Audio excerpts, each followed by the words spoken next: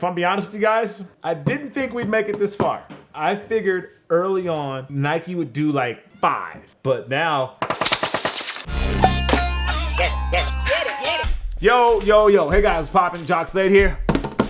Back with another unboxing, and today we have a combination of 2 of my favorite things. One is sneakers, which is probably why you're watching this channel. For those that are new here, welcome. Hope you enjoy what you see here. And for those that have been here before, welcome back. Glad to have you back at the channel. Today we have a look of some lifestyle stuff from the good folks over at Nike Golf. They are pushing the limits of what we expect from golf shoes. It started with Jordan, and Jordan brand has kind of let them lead the case there, and now they're stepping into the world of Nike sportswear, although they stepped in. Anyway, all right, enough talking. Let's get to what we have in the box here. Comes in your regular Nike Golf box, which is a little longer than your regular Nike box. Do I have a regular Nike box around here somewhere? No, I don't. But we'll use the Jordan box. Here's the Jordan box as an example. See, it's a little bit longer. Just a little bit. They're always a little bit longer than your regular box. But, so this, my friends, is what I would consider to be a classic sneaker in the Nike world, the Nike Air Max 97. Fun fact about these, I learned this from Gary Warnett, rest in peace. They changed the concentration of the air that was in these because it was toxic at one point. I don't know, almost shouldn't say toxic. It was bad for the environment. It was toxic, and they changed it to nitrogen right around the time of the 97, the 96, 97. So they changed the composition of the air in the air unit to something that was safer for the environment. So the Air Max 97 came out in exactly 1997. It was designed by a guy named Christian, and there are a lot of rumors about this shoe, and to be honest, some of them aren't true. For instance, there's a rumor that the shoe is, I shouldn't even say it's a rumor. Nike is reporting it, that the shoe's design was inspired by Japanese bullet trains, the silver Japanese bullet train, and that's where you got this from. Well, that ain't right. I've done a little research of my own, talked to a couple of people that I know, and as I understand, that isn't exactly true. Christian actually designed these inspired by a mountain bike. And I know that's not as flashy and as fun as a silver bullet train, but that's the fact of where it came from. And so you also should know that there's a story about this shoe being very popular in Italy, that the people of Italy love the Air Max 97. And I'm here to tell you, well, that part of the story is actually true. There's no hype or myth there. That part is actually true. Fun fact, the people in Italy actually got their own release of the Air Max 97, and there was an Air Max 97 actually made in Italy. Yeah, just so you know. So the 97, obviously a big follow-up to the Air Max 95. Well, technically the Air Max 96 is this 97 follows the 96, but no one was really hyped about the 96. It didn't have the sort of buzz, didn't have the presence, the hype of the 95. And so when they came out with the 97, it kind of took over the hype of the 95, and that's where we get this shoe. Just quickly on the golf tip, you see it has the integrated traction, and these are heavy, as my boy Juan noted. These are definitely a little heavier than the normal Air Max sneaker.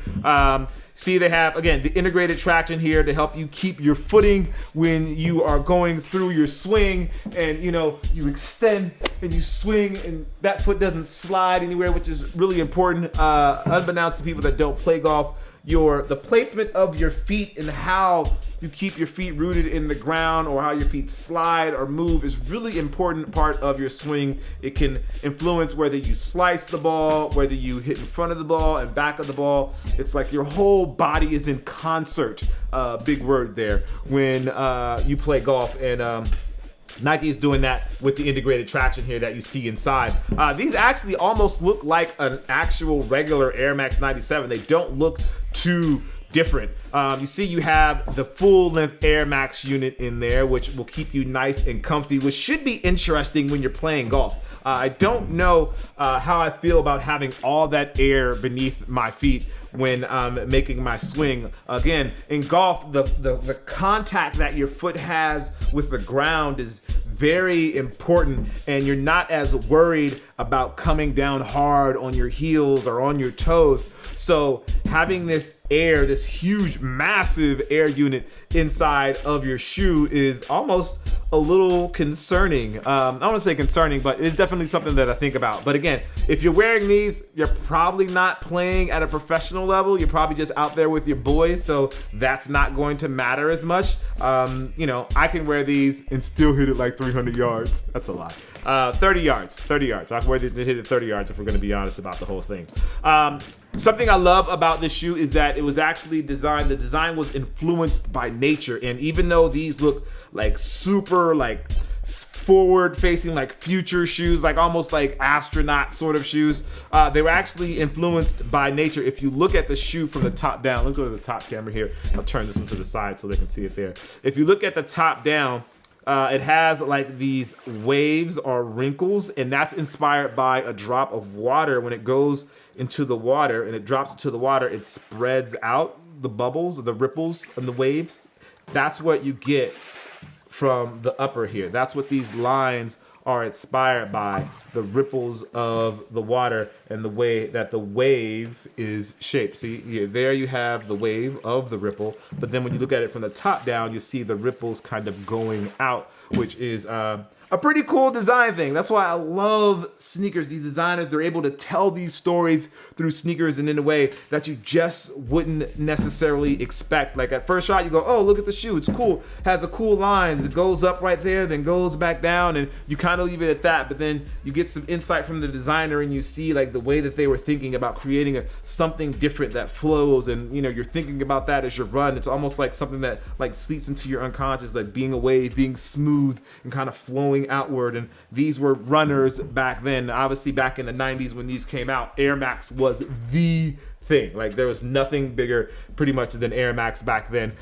Even then, because by then, what was this, 97? So that was like the Air Jordan 13, Air Jordan 13, Air Jordan 14. So you still have a lot of love there from the Jordan brand, but Air Max was killing it back then. But yeah, anyway, so I just want to give you guys a quick look at these. These actually released already, so you can get them on Nike.com. And again, it's the Air Max 97 for the Silver Bullet is what they're calling it now, but technically it was from a mountain bike, the sparkly and chrome parts of a mountain bike. Again, which is, I know it's not as cool when you hear that. You know, Silver Bullet definitely sounds cooler.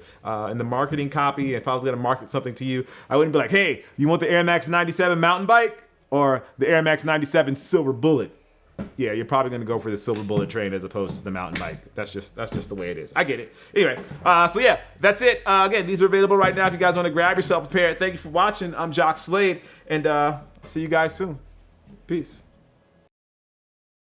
What is your favorite Air Max, like 95, 97? My favorite Air Max is the 95. 97 would be 97 would be third. It'd be 95, 1, then the 97. I would say, yeah. This reminds me a lot of like the LeBron 7. If you have the LeBron 7, you can see the holes right there. See like the holes in the Air Max?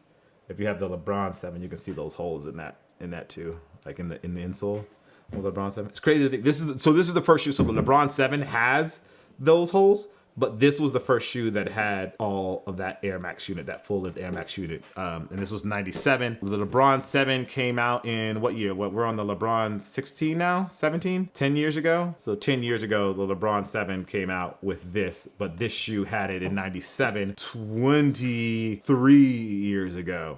And shoes are still getting this same air unit. Again, these are cool golf shoes. If you're into the outside of the box golf look, this is definitely cool. Something that you can wear both on and off the course, obviously. And like you can really get away with just wearing these anywhere you wanted to, and nobody would question whether or not it was an actual 97 or not. Maybe you'll get like a super sneakerhead, someone that's super into the 97 that'd be like, wait, those look weird.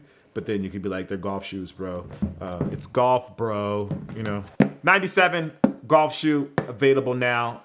Get yourself a pair if you're into wearing kicks on course that are different than your average. Don't look like your dad, look like you. Wear 97s. This is not a commercial, so I don't know why I said that. Wear what you like.